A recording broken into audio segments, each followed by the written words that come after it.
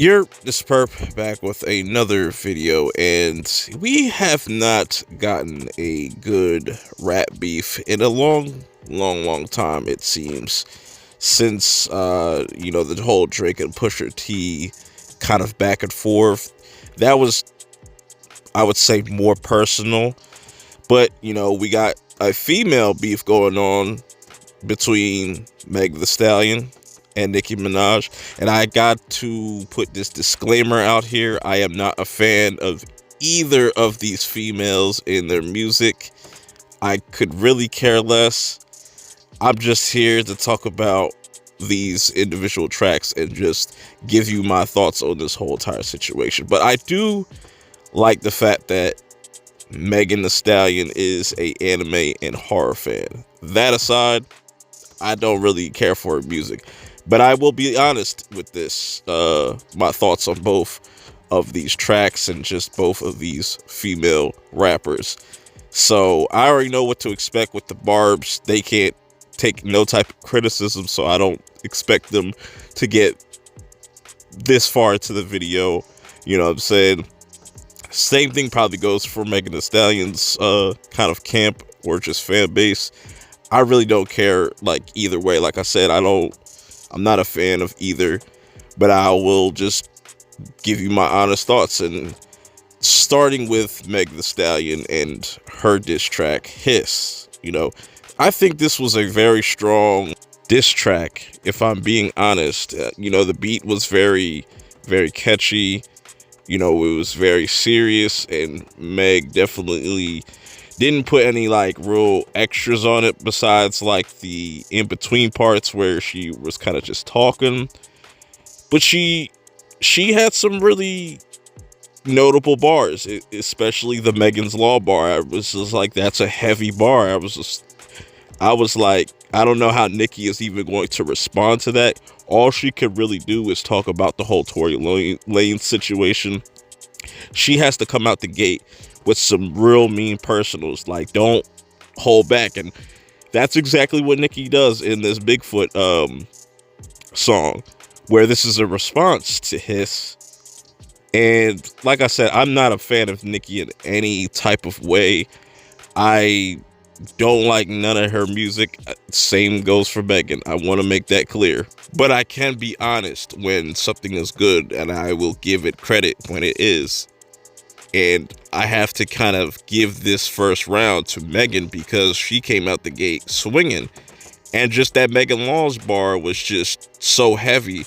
That's going to be kind of hard to bounce back at, especially knowing that what we know about Nicki Minaj's brother and her now husband are on some lists, if you know what I'm saying.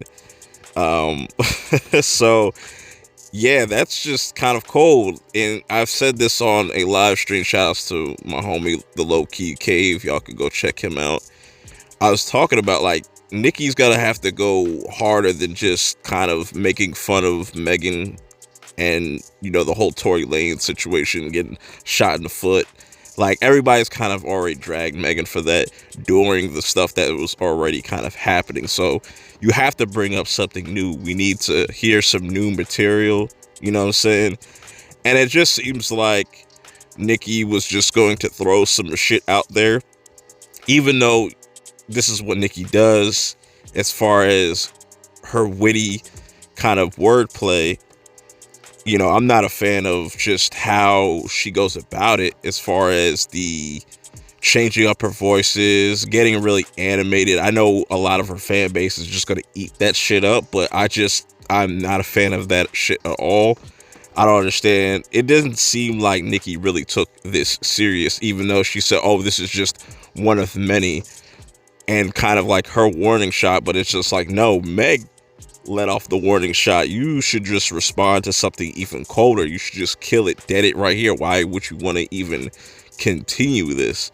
Say all the personals that you want. You made a 4-minute song, and only three of those minutes you were spitting, and then the rest was you were just kind of talking. It's just like, I don't think Nicki was really prepared. We're gonna have to wait and see what Megan says in retaliation. And if she responds like by tomorrow or something like that, or today, that will be really impressive because that would put Nicki once again putting more pressure on her neck and the ball being in her court.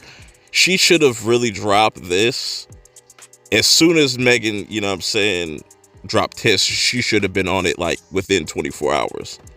She waited a little bit too long, and I don't really think she has anything damning. We'll have to wait and see, like I said, but just based off of these first two tracks, I gotta give it to Megan still, because Bigfoot just really wasn't it. You know, I think it was kind of just a lack of effort, or this thinking that no matter what I say, my fan base is going to fuck with it no matter what. That's a lot of like how the stands are with Eminem. It doesn't matter how low the bar is set, it's going to always be higher in their eyes. So it's just like, it is what it is. You know, I completely understand, because they don't want to see either of their fan bases taking L's or anything like that, or getting dragged on social media, because the internet is unforgivable. But overall, these two tracks, you know, we're gonna have to wait and see how the rest of the week plays out and how long it's gonna take for Megan to respond now, because it is on her.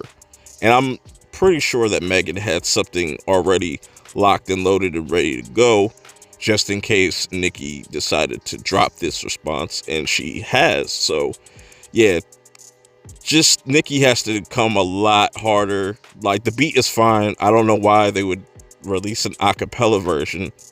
Like, that would make it any better, but I need more from Nicki than just a roast session. You know, we need some more personal jabs. You need to kind of come out of this really swinging, because you're the quote-unquote self-proclaimed queen of rap, but you're taking a lot of fucking L's lately, and you know, we'll have to see how this plays out. But let me know how you guys feel about this in the comments below. Until next time, I'll see y'all in the next one. Peace.